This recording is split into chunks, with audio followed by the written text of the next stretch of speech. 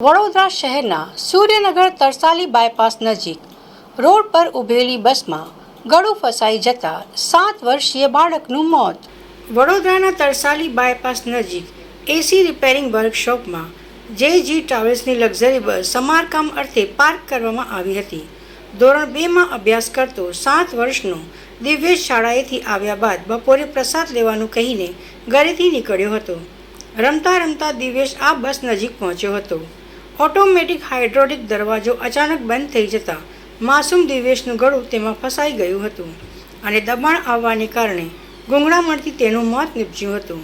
સ્થાનિકો અને પરિવારે બાળકને તાત્કાલિક 108 મારફતે સયાજી હોસ્પિટલ ખસેડ્યો હતો, પરંતુ સારવાર મળે તે પહેલાં જ તબીબોએ તેને મૃત જાહેર કર્યો હતો. કપુરાઈ પોલીસે ઘટના સ્થળે પહોંચી અકસ્માતે મોતનો ગુનો નોંધી તપાસ શરૂ કરી છે.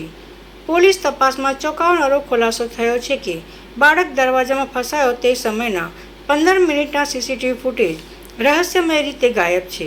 દરવાજો આપમેળે બંધ થયો કે કોઈની બેદરકારીને કારણે આ દુર્ઘટના ઘટી તે અંગે પોલીસ ટેકનિકલ ટીમની મદદથી તપાસ ચલાવી રહી છે. સર, અમે અમારી રીતે અમે કામ કરતા હતા. નાની કંપની છે ત્યાં. કઈ જગ્યાએ? આ સૂર્યનગર બાયપાસ. ત્યાં 5 મિનિટ આગળ કીધું કે મમ્મી મારે મંદિરે પ્રસાદ લેવા જવું છે. તો કે હા બેટા જાય. એટલે અમને શું લાગ્યું કે મંદિરે ગયો હશે. એટલે 5 મિનિટથી કોઈક બીજો અજાણ્યો 2 માણસ આવ્યા કે તમારું છોકરું ત્યાં પડેલું છે. એટલે અમે નીચે પડેલું જોયું.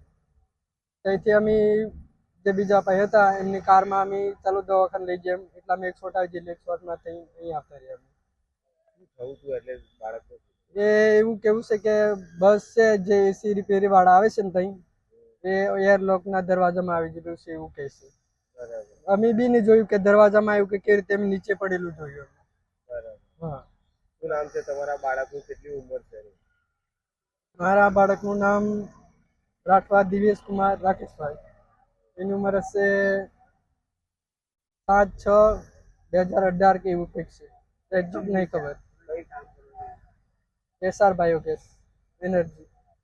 એટલે કંપનીની અંદર કે કંપનીની બહાર? ના, કંપનીની બહાર એવું ગ્રાઉન્ડમાં.